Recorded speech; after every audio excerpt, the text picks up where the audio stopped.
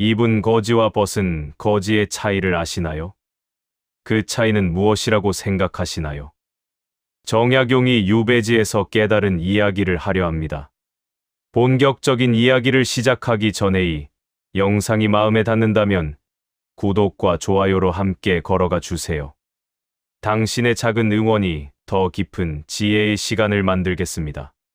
18년이라는 세월 동안 저 정약용은 강진의 차가운 바닷바람을 맞으며 유배지에서 세상과 단절된 채 살아왔습니다.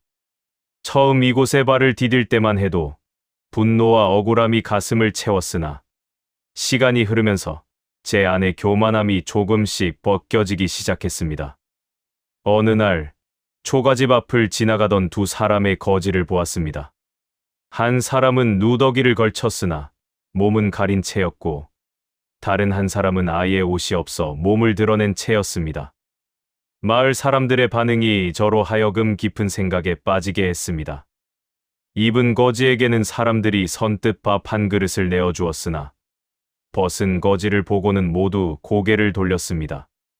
연민조차 느끼지 못하는 듯했습니다. 그때 제 마음속에 하나의 깨달음이 번개처럼 스쳤습니다. 사람들은 최소한의 체면을 갖춘 자에게는 도움의 손길을 내밀지만 그 선을 넘어선 자에게는 인간으로서의 연대감마저 거두어들인다는 것을. 이것이 단순히 거지의 문제가 아니라 우리 모두가 살아가는 세상의 냉엄한 법칙임을 그날 깨달았습니다. 이 글을 통해 제가 평생 고민했던 인간 본성의 깊은 곳을 여러분과 나누고자 합니다. 이것은 단순한 관찰이 아니라 인간이라는 존재가 지닌 모순과 가능성에 대한 이야기입니다. 제 경험이 여러분의 삶의 작은 거울이 되어 우리가 서로를 어떻게 대해야 하는지, 그리고 진정한 존엄이란 무엇인지 함께 생각해보는 시간이 되기를 바랍니다. 유배지 생활 초기, 저는 제 자신이 얼마나 체면에 매여 살아왔는지 깨닫지 못했습니다. 한양에서 정승의 아들로, 학자로, 관료로 살아온 세월 동안 저는 항상 의관을 정제하고 말씨를 가다듬고 행동거지를 신중히 했습니다. 그것이 선비의 도리라 믿었고 그렇게 사는 것이 당연하다 여겼습니다. 하지만 강진에 도착한 그날 제가 입고 있던 관복은 벗겨졌고 사모관대는 치워졌습니다. 처음으로 저는 제 껍데기가 벗겨지는 경험을 했습니다. 그럼에도 저는 최소한의 의복은 유지했고 매일 아침 세수를 하고 머리를 빗었습니다. 왜 그랬을까요? 단지 습관 때문이었을까요? 아닙니다. 그것은 제가 저 자신을 인간으로 유지하기 위한 최소한의 장치였습니다. 체면이란 단순히 남에게 보이기 위한 허례허식이 아닙니다. 그것은 자기 자신에게 나는 아직 사람이다 라고 말하는 신호입니다. 옷을 입는다는 것, 얼굴을 씻는다는 것, 허리를 펴고 걷는다는 것. 이 모든 것이 인간으로서의 최소한의 자존감을 지키는 행위입니다. 강진거리에서 만난 그 입은 거지를 다시 떠올려 봅니다. 그의 옷은 기운 자국이 수없이 많았고 색깔도 알아볼 수 없을 정도로 낡았습니다. 하지만 그 옷은 그를 추위로부터 지켜주는 동시에 그가 여전히 인간 사회의 일원임을 증명하는 표식이었습니다. 마을 사람들은 그의 누더기를 보고 저 사람도 우리와 같은 사람이구나 라고 인식했습니다. 비록 가난하고 불쌍하지만 여전히 도움을 줄 가치가 있는 존재로 본 것입니다. 반면 벗은 거지는 달랐습니다. 그의 벗은 몸은 사람들에게 충격을 주었습니다. 어떻게 사람이 저 지경까지 되었을까? 사람들은 연민보다는 두려움을 느꼈습니다. 그것은 인간이 추락할 수 있는 가장 밑바닥을 직접 목격하는 것이었고 자신도 언젠가 저렇게 될 수 있다는 공포를 환기시켰습니다. 그래서 사람들은 본능적으로 고개를 돌렸습니다. 그를 외면함으로써 자신과 그 사이의 선을 그은 것입니다. 이것을 보며 저는 깊은 슬픔에 빠졌습니다.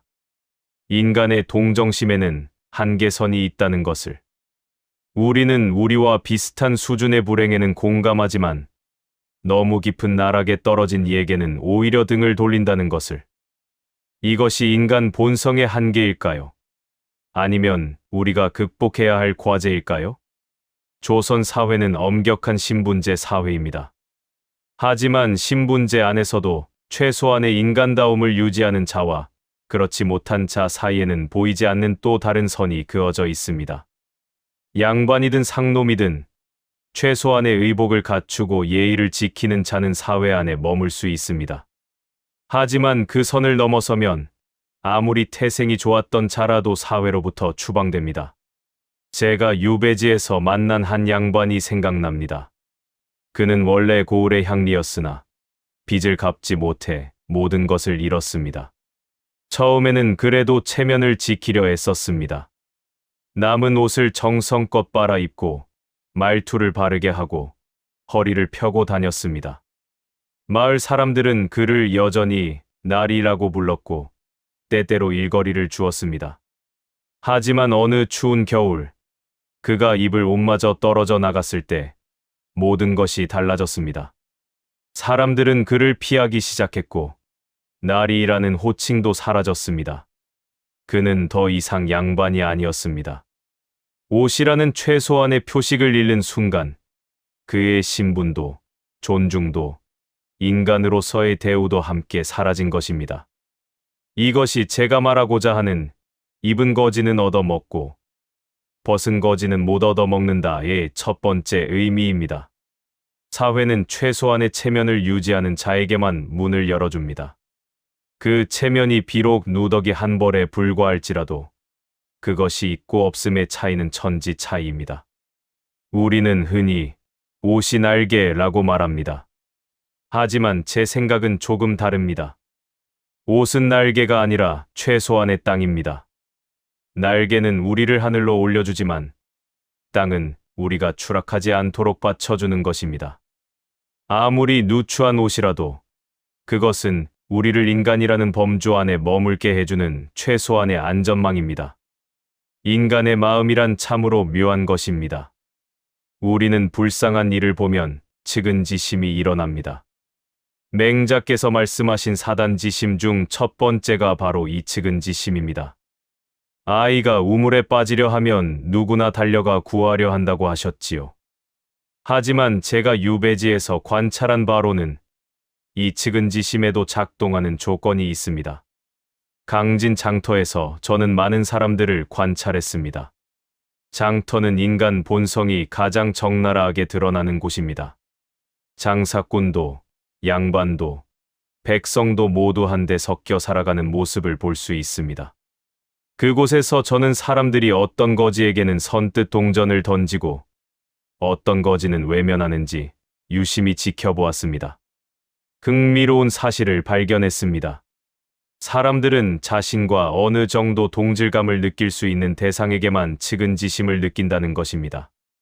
예를 들어 깨끗하지는 않지만 옷을 입고 공손하게 절을 하며 굶은 지 사흘째입니다 라고 말할 수 있는 거지에게는 사람들이 쉽게 동정심을 느낍니다. 왜냐하면 그는 나도 불운하면 저렇게 될 수 있겠구나 라고 상상할 수 있는 범위 안에 있기 때문입니다. 하지만 완전히 헐벗고 제정신이 아닌 것처럼 중얼거리며 사람들을 향해 손을 휘저으며 다가오는 거지를 보면 사람들은 움찔하며 뒷걸음질 칩니다. 그는 더 이상 나와 같은 사람이 아닙니다. 그는 인간이라는 범주에서 벗어난 이해할 수 없는 존재가 되어버린 것입니다. 그리고 이해할 수 없는 존재에게 우리는 동정심을 느끼지 못합니다. 오히려 두려움과 혐오를 느낍니다. 이것은 매우 슬픈 진실입니다. 가장 도움이 필요한 사람이 오히려 가장 적은 도움을 받는다는 역설 말입니다. 조금 배고픈 사람은 밥을 얻어먹을 수 있지만 너무 굶어서 제정신이 아닌 사람은 밥을 얻어먹을 수 없습니다. 조금 헐벗은 사람은 옷을 얻을 수 있지만 완전히 벗은 사람은 옷을 얻을 수 없습니다. 왜 그럴까요? 제 생각에 그것은 인간의 동정심이 본질적으로 자기 보호의 연장선상에 있기 때문입니다. 우리는 타인을 도울 때 무의식 중에 그 타인이 도움을 받을 만한 가치가 있는지 평가합니다. 이 평가의 기준은 매우 이기적입니다. 저 사람이 나와 같은 부류인가? 저 사람을 도우면 나에게도 언젠가 좋은 일이 생길까? 저 사람이 나의 도움으로 다시 일어설 수 있을까?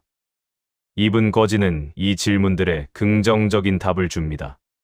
그는 비록 지금은 어렵지만 조금만 도와주면 다시 일어설 수 있을 것 같습니다.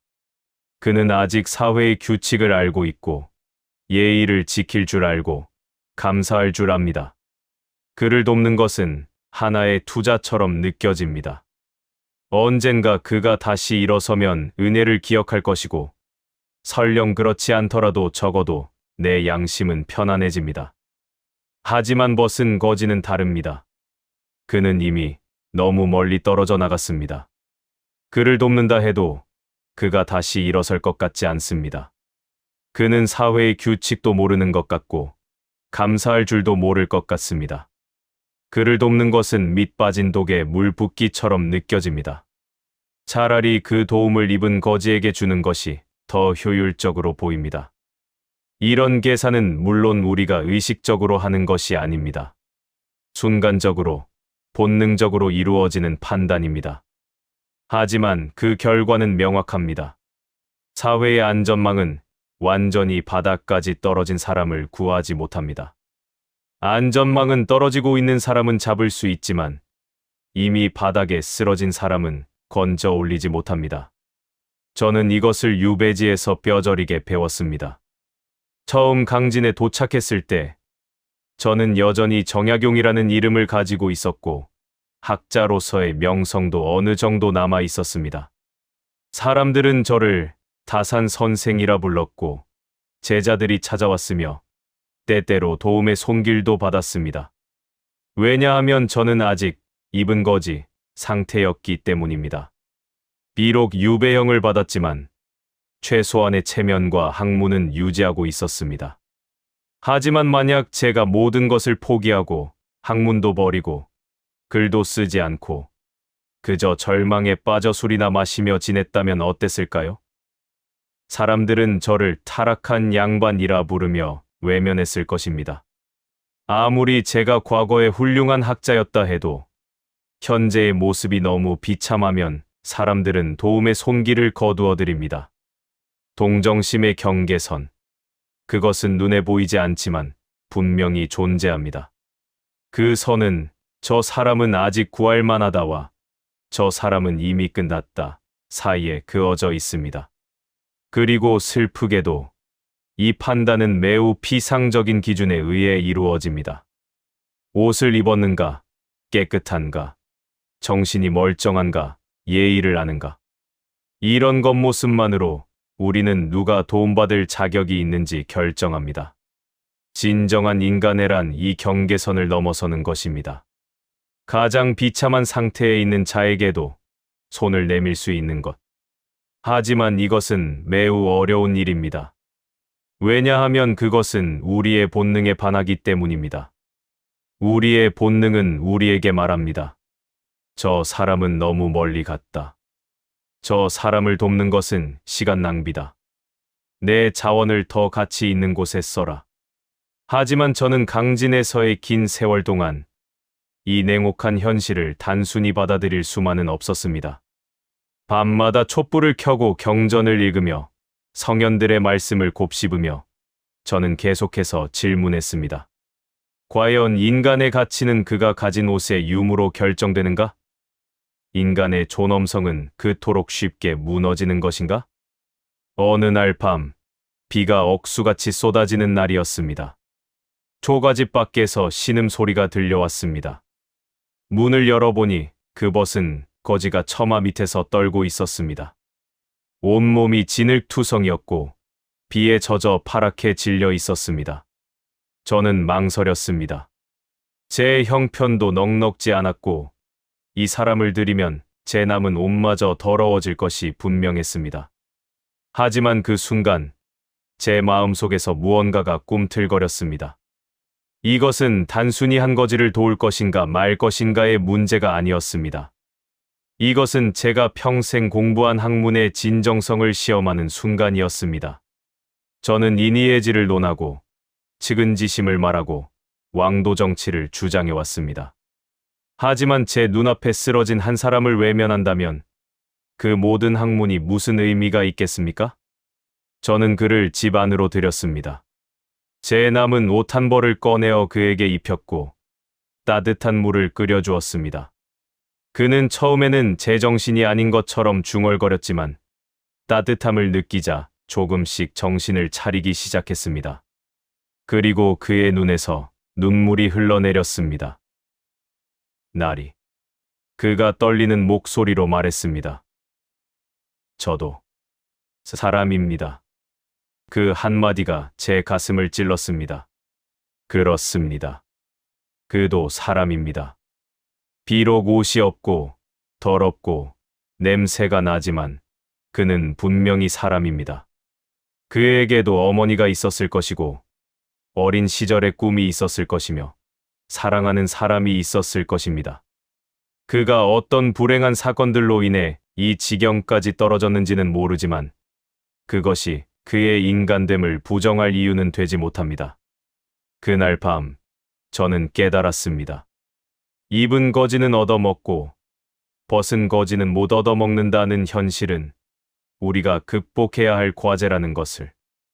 이것은 인간 본성의 한계를 보여주는 동시에 우리가 넘어서야 할 시험이기도 합니다. 유학에서 말하는 성인이 되는 길은 바로 이 본능을 극복하는 것입니다. 우리의 본능은 우리와 비슷한 자에게만 손을 내밀라고 말합니다. 하지만 성인의 마음은 그 경계를 넘어섭니다. 공자께서 사람을 사랑하라 이런 고하셨고 맹자께서 천하를 한 집안처럼 여기라고 하셨습니다. 이것은 단지 말로만 하는 것이 아니라 실천을 통해 증명되어야 하는 것입니다. 저는 그 거지와 며칠을 함께 지냈습니다. 처음에는 불편했습니다. 그는 식사 예절도 몰랐고 말도 제대로 하지 못했으며 때때로 이상한 행동을 했습니다. 하지만 시간이 지나면서 저는 그 속에서 한 인간의 모습을 발견하기 시작했습니다. 그는 원래 어느 마을의 농부였다고 했습니다. 흉년이 들어 땅을 잃고 아내와 아이들도 병으로 잃었습니다. 절망에 빠진 그는 술로 세월을 보냈고 어느 순간부터 거리를 떠돌게 되었습니다. 처음에는 그래도 최소한의 체면을 지키려 했었지만 누군가 그의 마지막 남은 옷을 훔쳐가면서 모든 것이 무너졌습니다. 옷을 잃은 그날부터 세상이 달라졌다고 했습니다. 사람들의 눈빛이 변했고 아무도 그에게 말을 걸지 않았으며 심지어 개들조차 그를 보고 지저댔습니다. 그는 사람들 앞에 나서는 것조차 두려워졌고 점점 더 사람들을 피해 다녔습니다. 그러면 그럴수록 그는 더욱 사람답지 않은 모습이 되어갔고 급기야 제정신을 잃기 시작했습니다. 옷 한 벌이. 그가 말했습니다. 옷 한 벌이 저를 사람에서 짐승으로 만들었습니다. 저는 그 말을 듣고 오랫동안 아무 말도 할 수 없었습니다. 그렇습니다. 옷 한 벌. 단지 1000조각 몇 개에 불과한 것이 한 사람을 인간으로 남게도 하고 인간 이하로 추락시키기도 합니다. 이것이 우리 사회의 현실입니다. 하지만 저는 이것을 단순히 사회의 잘못으로만 돌릴 수 없었습니다. 개인에게도 책임이 있습니다. 그 거지는 마지막 옷을 잃었을 때 그것을 되찾기 위해 최선을 다했는가? 아니면 그냥 포기해버렸는가? 그는 사람들이 자신을 외면할 때 그래도 사람답게 행동하려 노력했는가? 아니면 그냥 자포자기했는가? 이것은 가혹한 질문입니다. 극한의 상황에 처한 사람에게 여전히 노력하라고 요구하는 것은 잔인해 보입니다. 하지만 저는 유배지에서 배웠습니다. 인간의 존엄성은 외부에서 주어지는 것이 아니라 내부에서 지켜내는 것이라는 것을. 저도 모든 것을 잃었습니다. 관직도, 명예도, 자유도 잃었습니다. 하지만 저는 매일 아침 일어나 세수를 하고 옷을 정돈하고 책을 읽었습니다. 아무도 보지 않아도, 아무도 인정해주지 않아도 저는 그렇게 했습니다. 왜냐하면 그것이 제가 저 자신에게 할 수 있는 최소한의 예우였기 때문입니다. 인간의 존엄성은 타인이 우리를 어떻게 대하느냐로 결정되지 않습니다. 그것은 우리가 우리 자신을 어떻게 대하느냐로 결정됩니다. 세상이 우리를 거지로 취급한다 해도 우리가 우리 자신을 사람으로 대한다면 우리는 여전히 사람입니다. 하지만 이것은 말처럼 쉬운 일이 아닙니다. 특히 모든 외부적 지지가 사라졌을 때 자기 자신만으로 존엄성을 유지한다는 것은 거의 불가능에 가깝습니다. 그래서 우리에게는 사회가 필요합니다. 서로를 지탱해주는 공동체가 필요합니다. 입은 거지는 얻어먹고 벗은 거지는 못 얻어먹는다는 말은 사회가 최소한의 기준을 충족하는 자만 도와준다는 냉혹한 현실을 보여줍니다. 하지만 동시에 그 최소한의 기준이라는 것이 얼마나 낮은 것인지도 보여줍니다. 옷 한 벌. 단지 그것뿐입니다. 만약 우리 사회가 진정으로 인간다운 사회라면 옷조차 없는 자에게 먼저 옷을 입혀주어야 하지 않겠습니까? 가장 절박한 자에게 먼저 손을 내밀어야 하지 않겠습니까? 하지만 현실은 정반대입니다. 우리는 도움이 덜 필요한 자를 먼저 돕습니다. 왜냐하면 그것이 더 쉽고, 더 안전하고, 더 보람 있어 보이기 때문입니다. 그 거지에게 옷을 입히고 며칠을 함께 지낸 후, 저는 그가 조금씩 변화하는 것을 보았습니다. 처음에는 눈을 마주치지도 못하던 그가 점점 고개를 들기 시작했습니다. 중얼거림도 줄어들었고 말도 조금씩 또렷해졌습니다. 무엇보다 놀라운 것은 그가 스스로 몸을 씻고 정돈하기 시작했다는 것입니다. 옷 한 벌이 그에게 준 것은 단순히 추위로부터의 보호가 아니었습니다. 그것은 그에게 다시 사람이 될 기회를 준 것입니다. 옷을 입으니 사람들의 눈빛이 달라졌고 사람들이 그에게 말을 걸기 시작했으며 그는 다시 사회의 일원이 될 수 있었습니다. 그리고 그것은 그의 정신까지 회복시켰습니다. 이것을 보면서 저는 깨달았습니다. 인간은 사회적 동물이라는 것을. 우리는 혼자서는 살 수 없고 타인의 인정과 존중 속에서만 온전한 인간이 될 수 있다는 것을. 벗은 거지가 밥을 얻어먹을 수 없는 이유는 단순히 사람들이 인색해서가 아닙니다. 그것은 그가 이미 사회라는 그물망에서 완전히 떨어져 나갔기 때문입니다. 사회는 일종의 계약입니다. 우리는 최소한의 규칙을 지키는 대가로 사회의 보호를 받습니다. 옷을 입는다는 것, 예의를 지킨다는 것, 정신을 차린다는 것. 이런 것들은 단순한 형식이 아니라 우리가 여전히 이 계약의 일원임을 보여주는 신호입니다. 이 신호를 보내지 못하면 사회는 우리를 더 이상 계약의 당사자로 인정하지 않습니다. 하지만 여기서 중요한 질문이 생깁니다. 과연 이것이 옳은가? 계약을 이행할 능력을 잃은 자를 계약에서 배제하는 것이 정의로운가? 저는 이것이 우리가 깊이 고민해야 할 문제라고 생각합니다.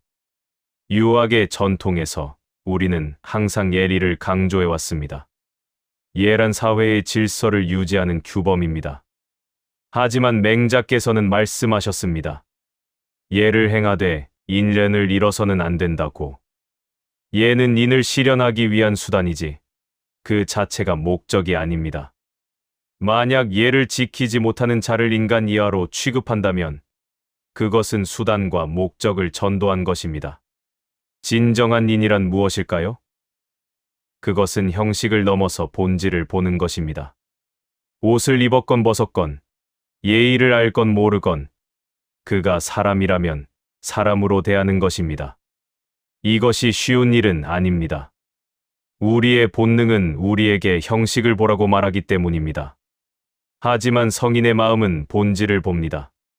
저는 그 거지를 보내면서 제 남은 옷 한 벌을 더 주었습니다. 그리고 말했습니다. 이 옷을 절대 잃어버리지 마십시오.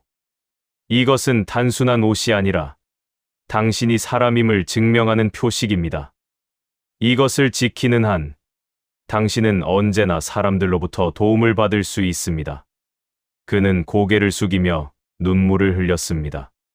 그리고 절을 하고 떠났습니다. 그 후로 저는 그를 종종 장터에서 보았습니다.